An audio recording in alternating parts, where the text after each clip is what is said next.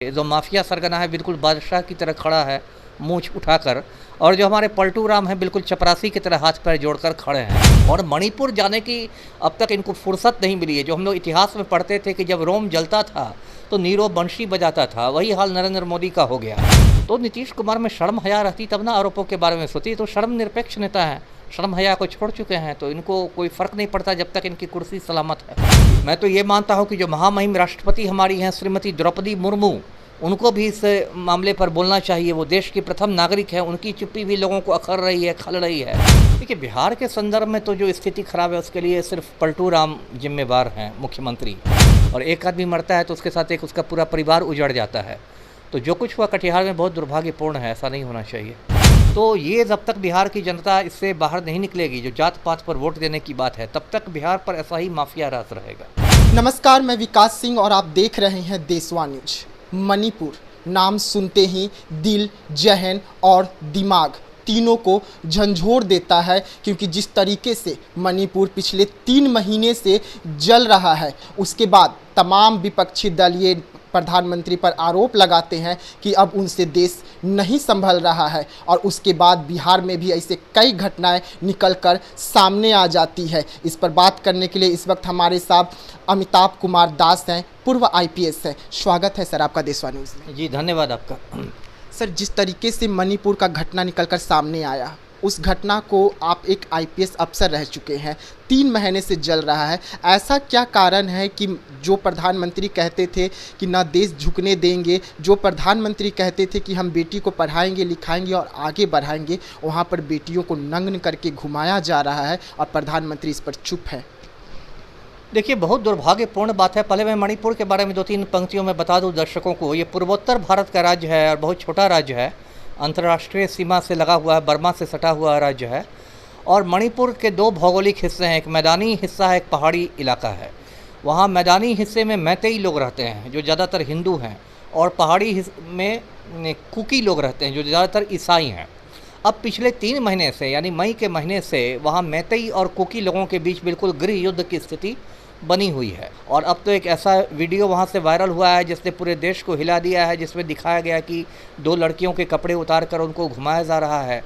तो जो भी हो रहा है वो बहुत दुख की बात है। और सबसे दुख की बात है कि जो हमारे नकारा प्रधानमंत्री हैं नरेंद्र मोदी, उनको फुर्सत नहीं मिली है मणिपुर जाने के लिए। अब तक बीच में ये अमेरिका घूम चुके हैं, फ्रांस घूम चुके हैं, इजिप्ट चले गए, मिस्र चले गए, और मणिपुर जाने की अब तक इनको फुर्सत नहीं मिली है। जो हम लोग इतिहास में पढ़ते थे कि जब रोम जलता था तो नीरो बंशी बजाता था, वही हाल नरेंद्र मोदी का हो गया है। इतना ही नहीं, वहाँ जो सरकार है, भाजपा की सरकार है, बीरेंद्र सिंह मुख्यमंत्री है, तो कायदे से अब तक वहाँ राष्ट्रपति शासन लग जाना चाहिए। लेकिन वहाँ भाजपा की सरकार है, इसलिए पूरा मणिपुर जल रहा है और इसके बावजूद राष्ट्रपति शासन नहीं लगाया गया है। मैं तो ये मानता हूँ कि जो महामहिम राष्ट्रपति हमारी हैं श्रीमती द्रौपदी मुर्मू, उनको भी इस मामले पर बोलना चाहिए। वो देश की प्रथम नागरिक है, उनकी चुप्पी भी लोगों को अखर रही है, खल रही है। लोग उम्मीद करते हैं कि वो इस मुद्दे पर राष्ट्र को संबोधित करती, कुछ अपनी बात रखती, तो उसका भी एक असर होता।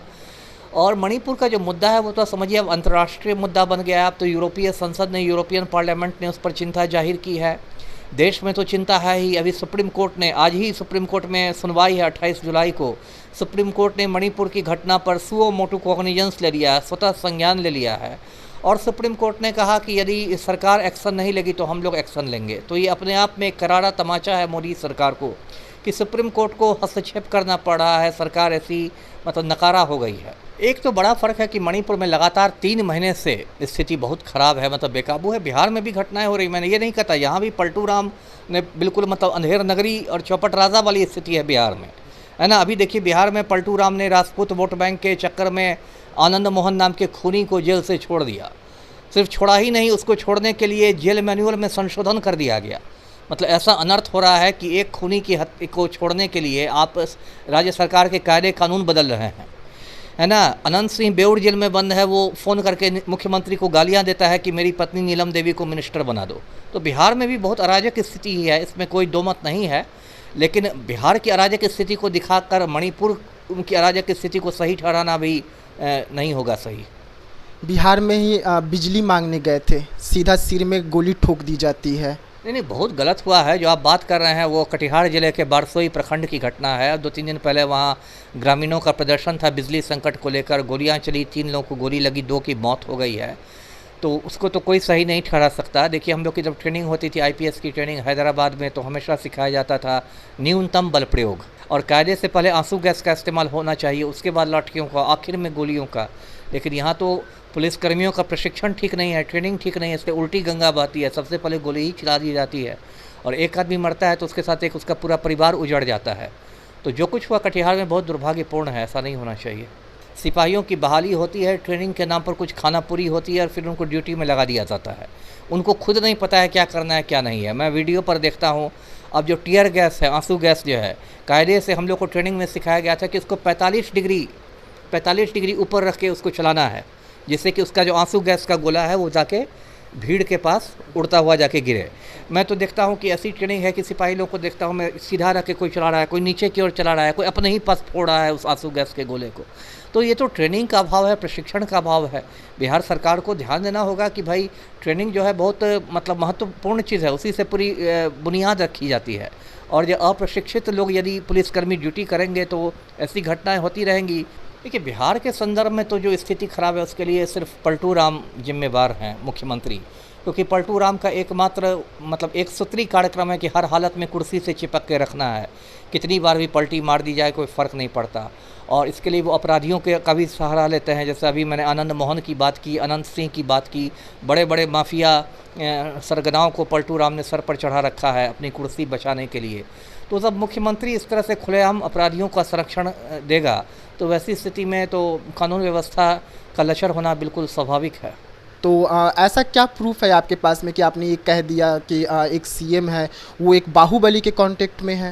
नहीं, प्रूफ मैं बिना प्रूफ के नहीं करता। एक तस्वीर दर्शकों को मैं दिखाता हूँ।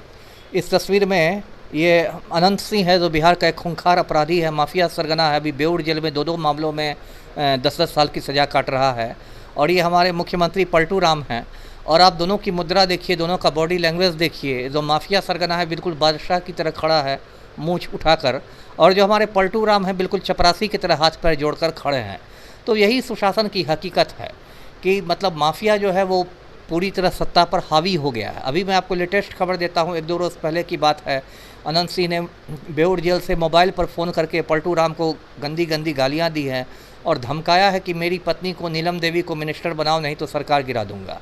और डर के मारे पलटू राम जल्दी ही नीलम देवी को मंत्री भी बनाने वाले हैं।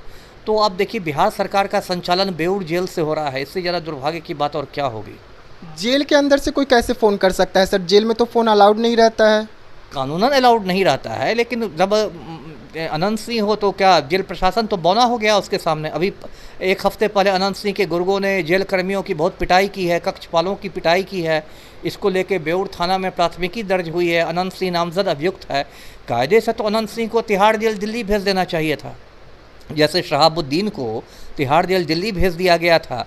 कायदे से अनंत सिंह को भी तिहाड़ जेल दिल्ली भेज देना चाहिए था। लेकिन वो मुख्यमंत्री का ऐसा करीबी है कि उसका नंगा नाच चल रहा है बेउर जेल में। नहीं, वो तो राजद की ही विधायक है ना नीलम देवी, वो तो तेजस्वी की पार्टी की ही विधायक। लेकिन उन पर तो आरोप लगेगा ना कि एक बाहुबली की पत्नी को आप मंत्री पद दे रहे हैं नीतीश कुमार से, भले जोर जबरदस्ती या फ़ोन से हो रहा है, तो मंत्री पद तो दिया जा रहा है, आरोप तो लगेगा। अरे देखिए, नीतीश कुमार शर्म निरपेक्ष नेता हैं, शर्म हया से ऊपर उठ चुके हैं। आरोपों की कब इनको परवाह है। लेसी सिंह जो मिनिस्टर है बिहार सरकार में, उसका पति भी बहुत खूंखार अपराधी था, बूटन सिंह। पूर्णिया का बहुत खूंखार अपराधी था बूटन सिंह, बाद में गैंगवार में मारा गया। बूटन सिंह की पत्नी लेसी सिंह बिहार सरकार में पहले से मंत्री बनी हुई हैं। तो नीतीश कुमार में शर्म हया रहती तब ना आरोपों के बारे में सोती। तो शर्म निरपेक्ष नेता हैं, शर्म हया को छोड़ चुके हैं, तो इनको कोई फ़र्क नहीं पड़ता जब तक इनकी कुर्सी सलामत है। आपको मैं ये भी याद दिलाऊं दर्शकों को कि अनंत सिंह के बड़े भाई की हत्या हो गई थी, फाजो सिंह की, हमको लगता है 2006 में हत्या हुई थी। तो जो पलटू राम है वो एकदम दौड़े दौड़े गए थे, अनंत सिंह के गांव गए थे, लदमा गए थे, वहाँ उन्होंने श्राद्ध का भोज खाया था। तो ये तो पलटू राम तो बिल्कुल अनंत सिंह की छत्र छाया में रहे हैं शुरू से। देखिए, सबसे ज़्यादा दोषी तो मैं जनता को मानता हूँ, बिहार के मतदाताओं को मानता हूँ। जो बिहार के मतदाता हैं वो जाति के नाम पर वोट देते हैं और जाति के नाम पर एक से खूंखार अपराधी को चुनकर सांसद बना देते हैं, विधायक बना देते हैं, उनके हाथ में सत्ता सौंप देते हैं। अभी अनंत सिंह को देखिए, सबको पता है कि ये बहुत खूंखार अपराधी है, लेकिन जब ये चुनाव लड़ता था मोकामा से तो इसकी जाति के जो भूमिहार लोग हैं, हज़ारों भूमिहार जाके इसको वोट दे आते थे। आनंद मोहन है, सबको पता है कि एक खूंखार क्रिमिनल है, लेकिन वो जब चुनाव लड़ता था तो उसकी जाति के हज़ारों राजपूत जाके उसको वोट दे आते थे। और जब अपराध बढ़ता है तो लोग बैठ के नेहरू जी को क्रिटिसाइज़ करते हैं। तो ये जब तक बिहार की जनता इससे बाहर नहीं निकलेगी, जो जात पात पर वोट देने की बात है, तब तक बिहार पर ऐसा ही माफिया राज रहेगा।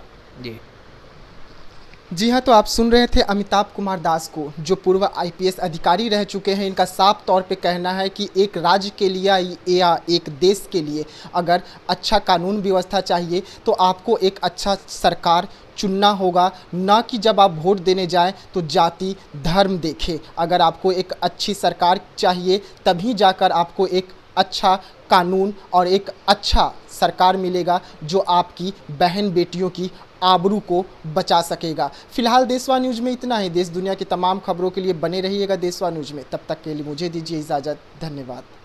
सिर्फ खबर दिखाना देशवा न्यूज का मकसद नहीं, देशवा न्यूज की कोशिश है कि समाज की सूरत बदलनी चाहिए। देशवा न्यूज पर वीडियो देखने के लिए लाइक करें, सब्सक्राइब करें, साथ ही बेल आइकन दबाना न भूलें।